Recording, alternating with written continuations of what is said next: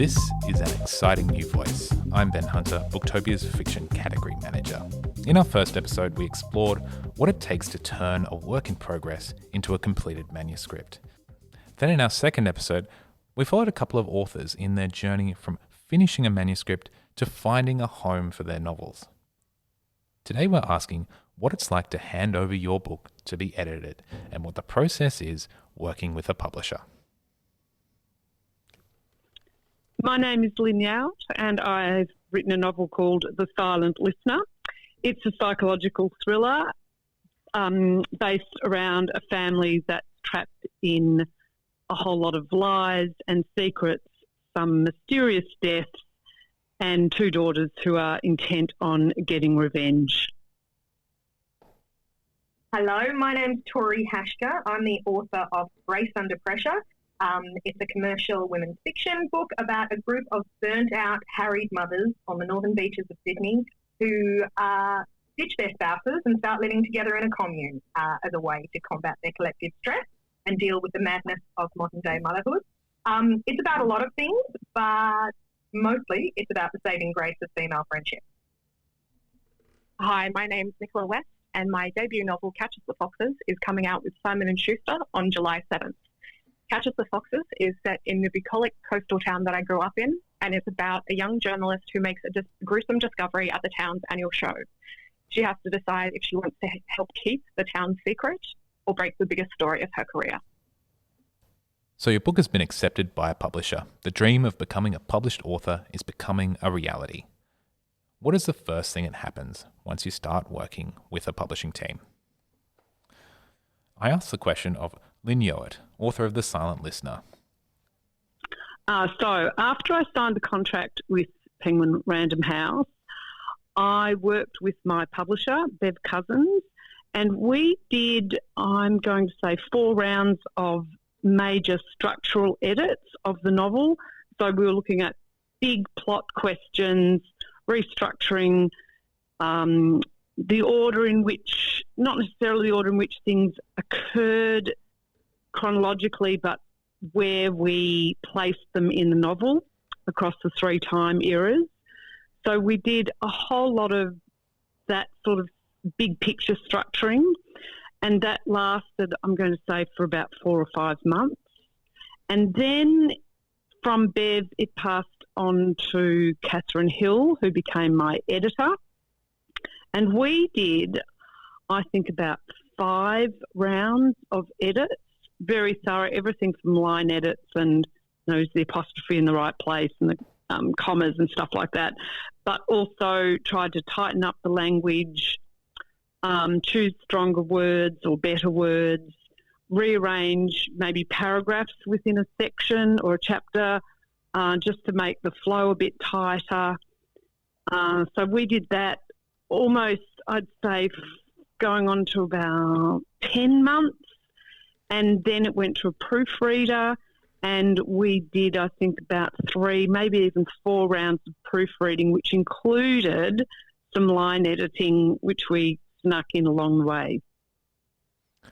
Lyn, you mentioned working on structural edits at the outset.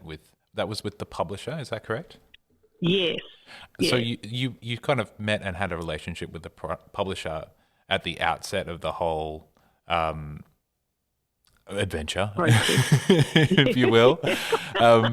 Yep, but then you meet a group of people who are going to work with you along the way, and you're not sure who a lot of them are going to be until you're in it. Is that correct? Yeah, except I didn't so much meet them along the way. I met them as they each became involved in the process. So before I signed the contract with Penguin, I had a really long phone call with Bev from Penguin, who became my publisher, and that was around how things would unfold, but also I know she was interested to find out if I was willing to accept structural edits and line edits to the novel, and how willing I guess I would be to talk about these things and make changes. So we talked for quite a long time, and we also sort of roughed out what the publishing timetable would be for the novel. So this was back in June 19, not that long ago, June 2019, and the book came out in February 2021.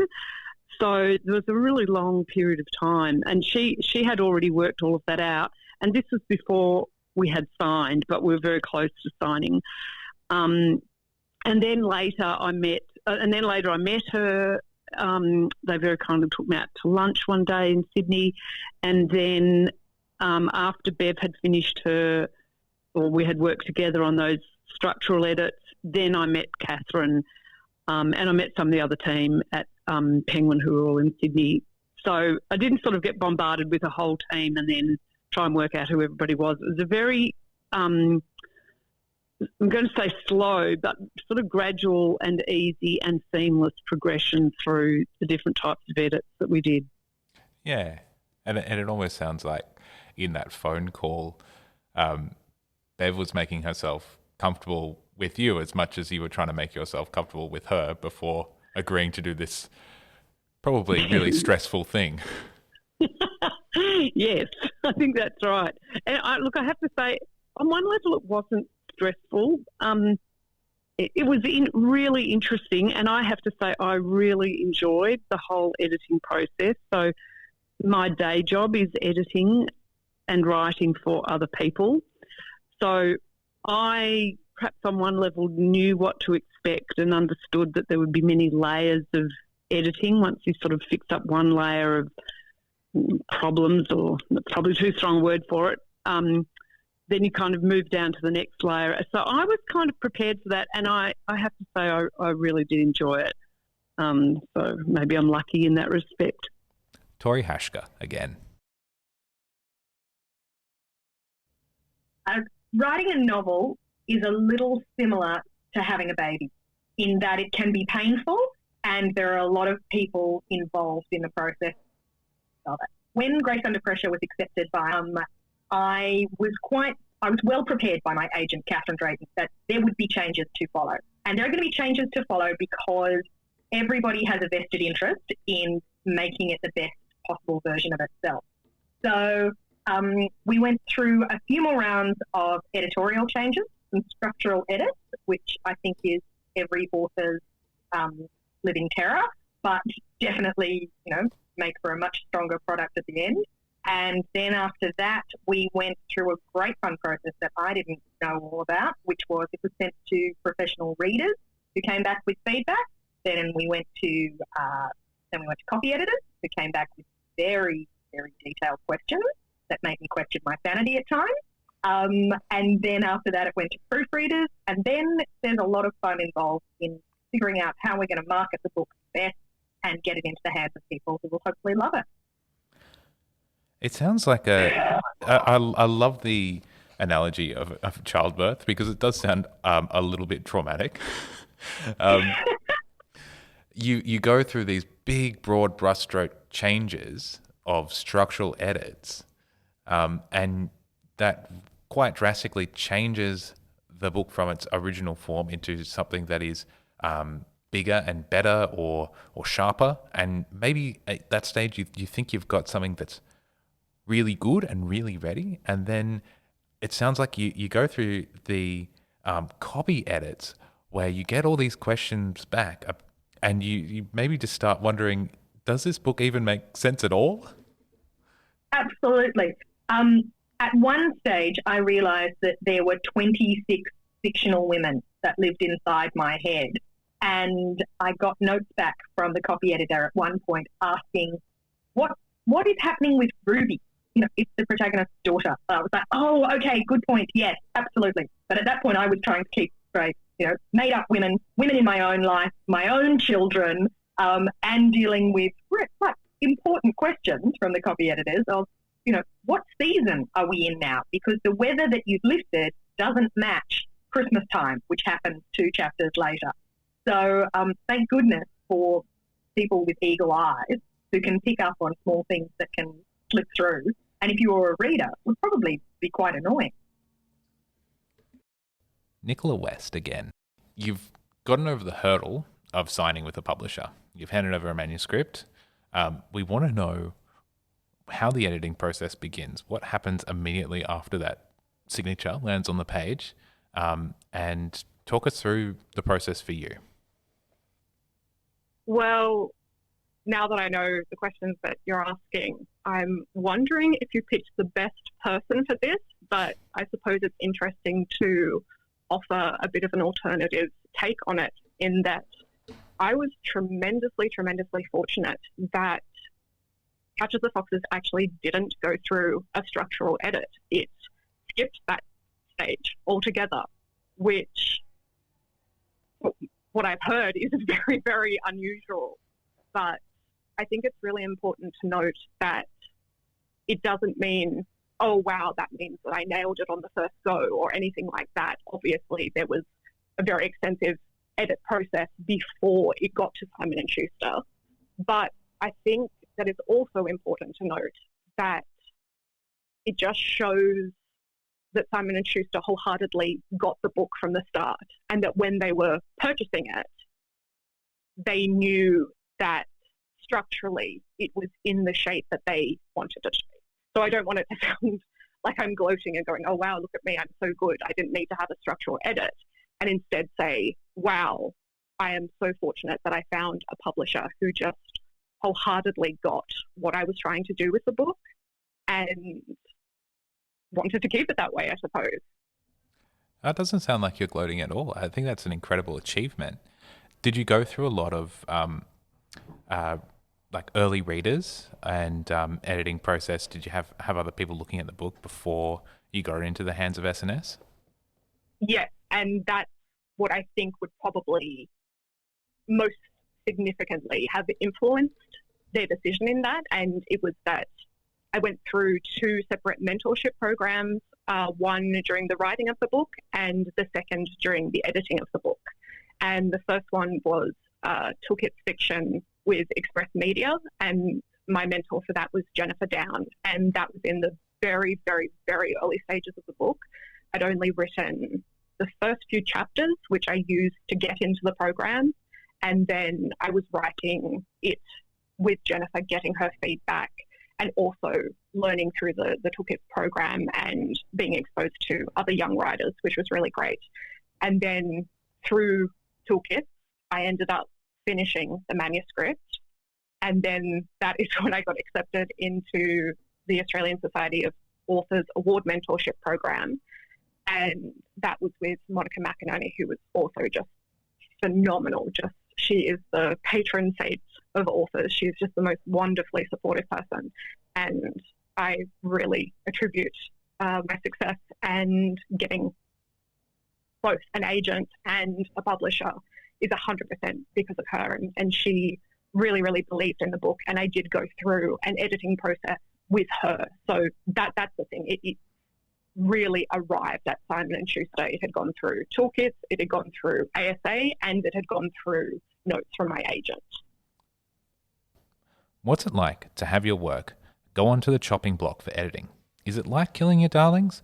Or did our authors gain insights into their own worlds and characters through the process of working with editors? I asked the same question of the wonderful Tori Haschka. I think it's probably like stages of grief as well, is that, the very first second those notes come back, there is a sixth sense that just then, I certainly felt like I wanted to vomit at one point. But what I found was so important to keep in my head was that everybody wanted to make it. I was working with people who had done this a lot, so I needed to lean on their expertise. And so working through that process of doing the structural edit, of tightening the language, of removing all echo of cliches in the book, that was incredibly useful. And it's also been a very useful process of seeing what bad habits you accidentally fall back on, and how often they creep into your work. So that's been a great learning experience. Do you think those insights will make the next book a much easier experience for you? No. But you do it again?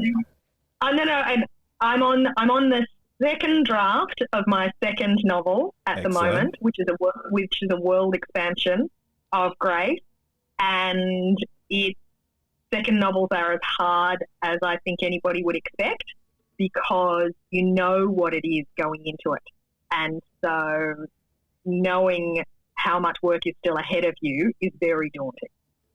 But you're doing it, and I'm proud of you. I'm thrilled for you. Thank you. Nicola West again. I'm actually very cutthroat. I don't feel a huge attachment to words and stuff like that, and I think that that's a very fortunate thing to be. I can't imagine what it must be like if, it's feeling like you're cutting off parts of your body, but for me it's sort of a very pragmatic and can see that, if something doesn't belong there, it doesn't belong there. And obviously that there are times where you can speak up and you can fight for things, but once again, especially with Simon & Schuster, who really inherently got my style and got what I was trying to do with the book, I suppose, there really weren't many occasions where they were suddenly saying to change something or remove something that I really, really loved and really was adamant that needed to stay in. So there were no tears, there were no fights? No, not at all. And that's the thing. Prior to submitting to Simon to various publishers, especially because of the programs that I had done, which is just, they're so brilliant. And I really think that if you are an aspiring author, they are just so beneficial in seeing the process. But for me, it was a bit scary because you're sort of being told, once you sell this thing, it's no longer yours. And you sort of just have to accept that is part of the process and prepare yourself for that. So I was going in thinking, this book is going to come out unrecognizable.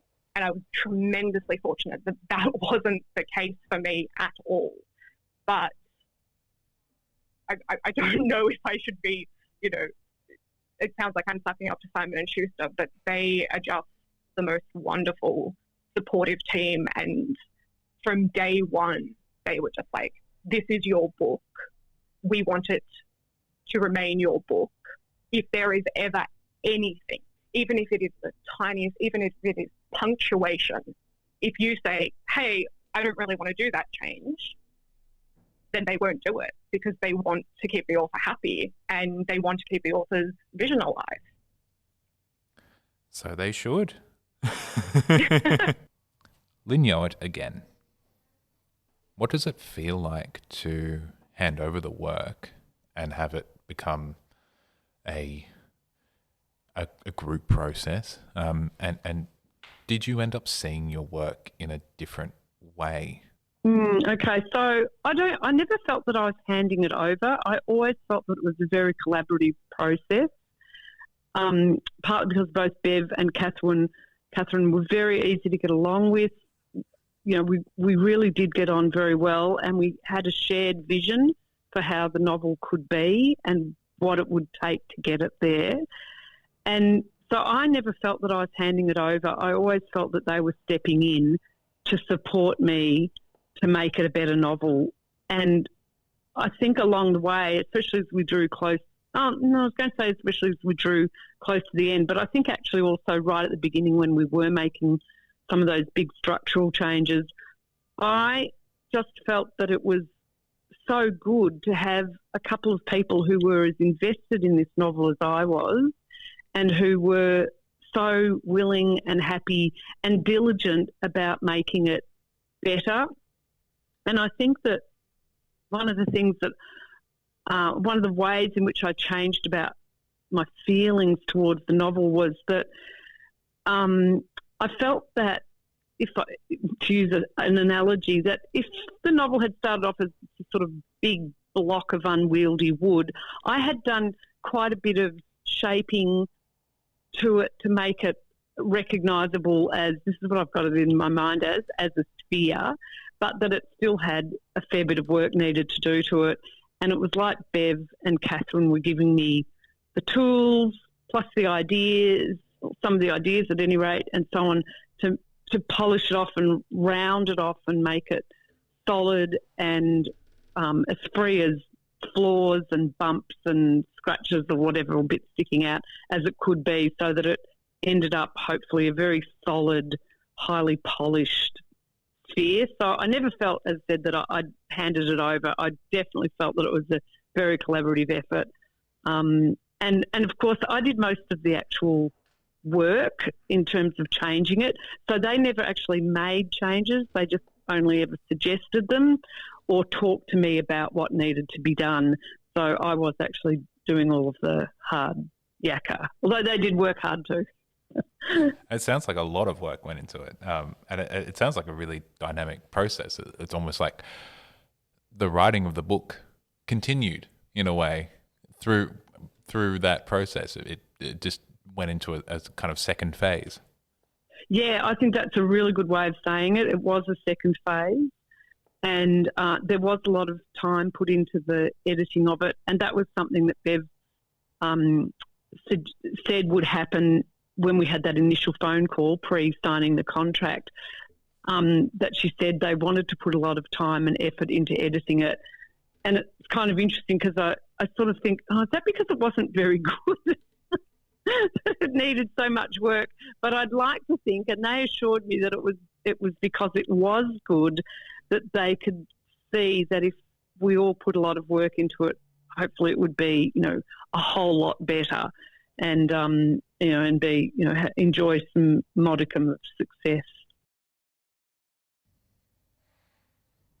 So now it's myth-busting time. What are our misconceptions around editing and publishing? What did our authors find most surprising? I asked Nicola West, author of the thriller Catch Us the Foxes. Well, the biggest surprise was definitely that it wasn't anywhere near as extensive as I thought it would be. I went in quite terrified, I'm not going to lie, because I had been warned so many times, this big, bad, scary edit process. So when it finally got to that stage, you've landed an agent, there's been a bidding war, you've signed a contract, it's all these tremendously exciting things that are just, you feel like you're on top of the world. But then there is this very daunting, oh God, now what? And I do think that I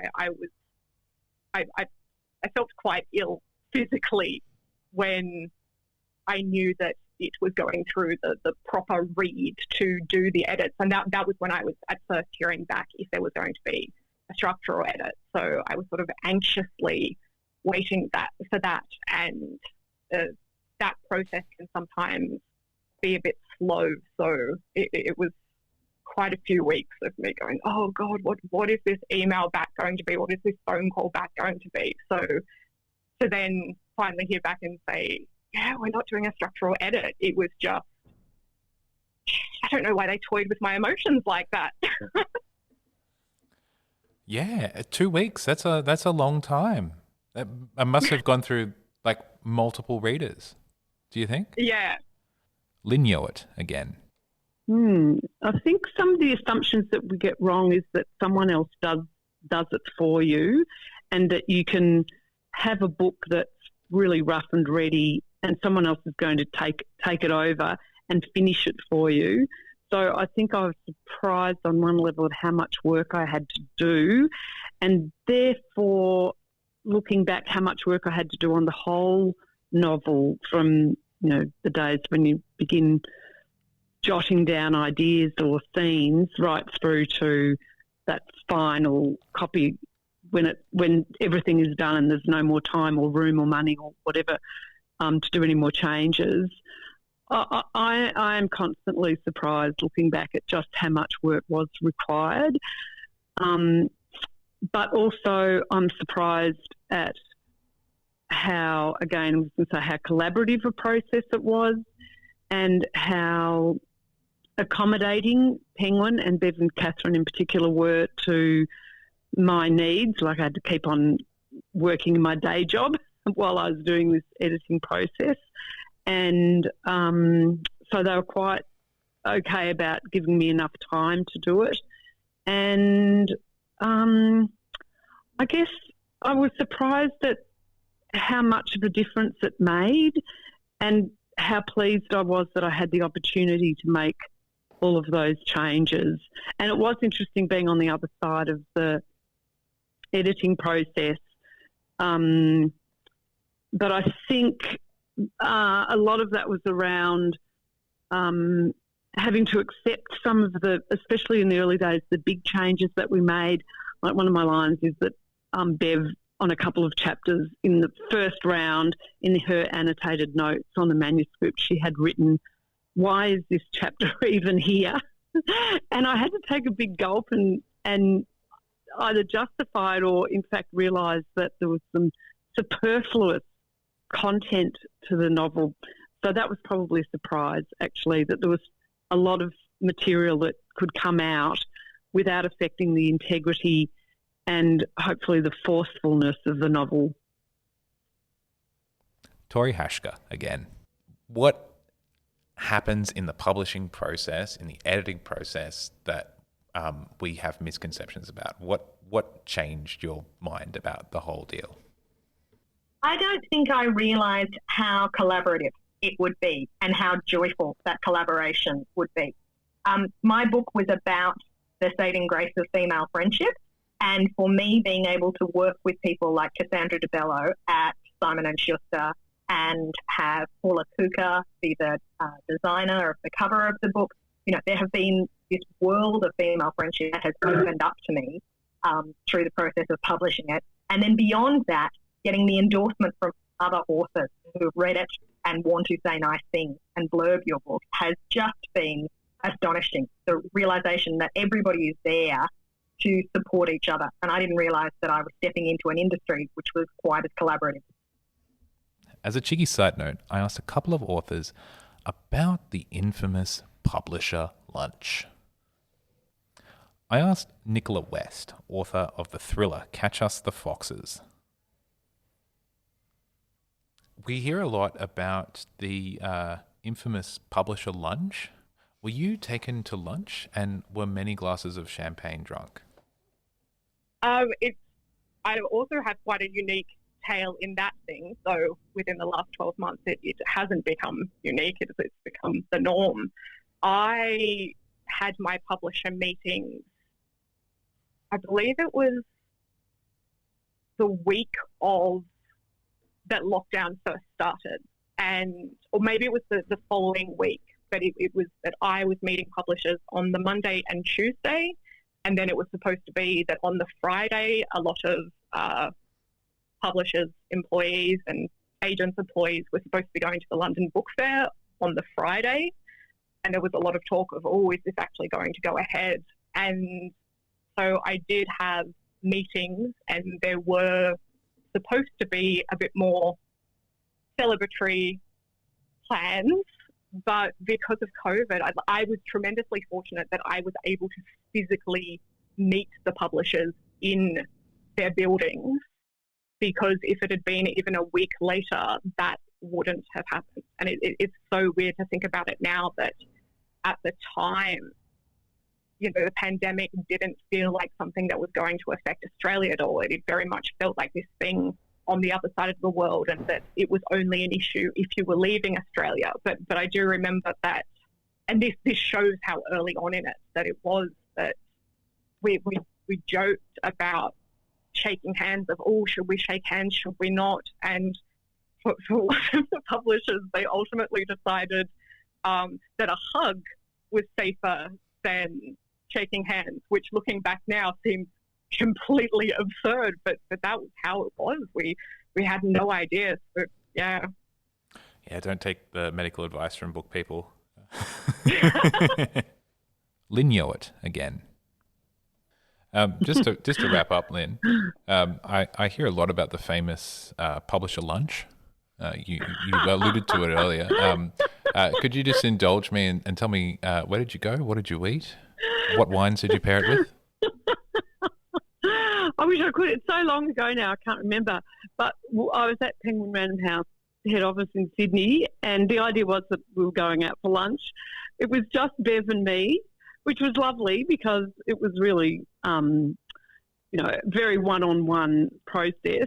And we just walked, 200 metres down the road to some groovy little restaurant, and it was really nice. The food was really nice. If I remember correctly, I had salmon, but I might be wrong. I think we had just a pretty ordinary but nice enough Sauvignon Blanc or something like that.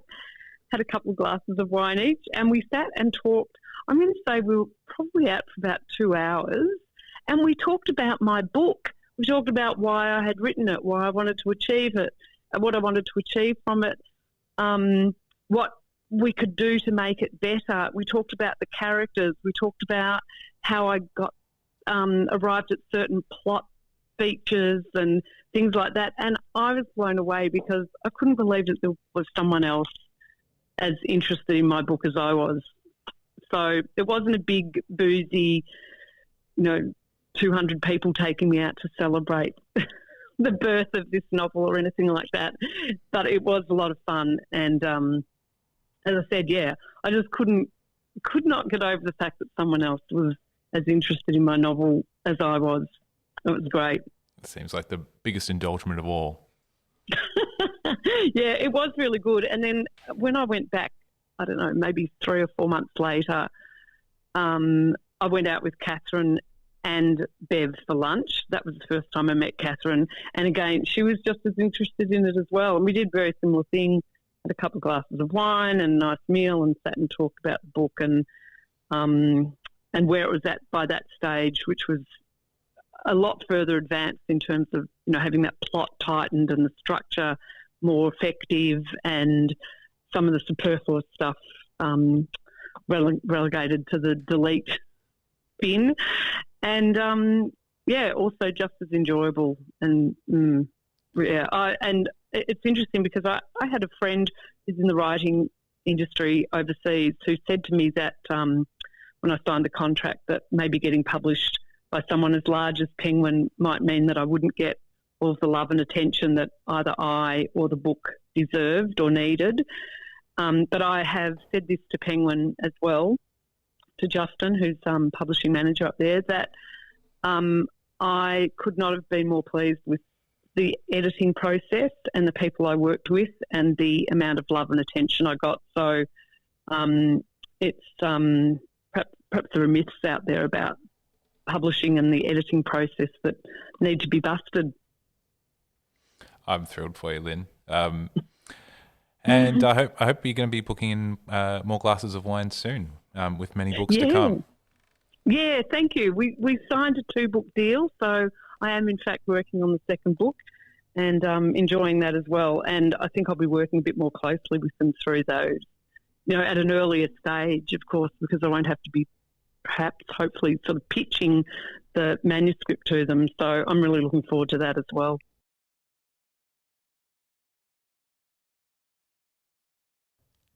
An enormous thank you to you for listening and to all of those authors for contributing their thoughts and feelings and trials and tribulations on the editing process. You can find Grace Under Pressure by Tori Haschka, The Silent Listener by Lyn Yeowart, and Catch Us the Foxes by Nicola West at booktopia.com.au right now. And that's all for today's episode.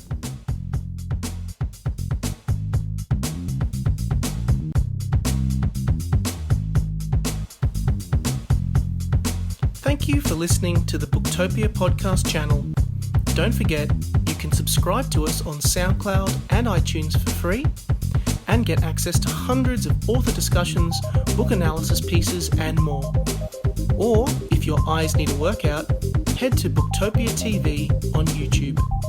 Don't forget, for all books featured in this podcast and for access to a whole bunch of other fun content on our blog, head to Booktopia, Australia's local bookstore, at booktopia.com.au.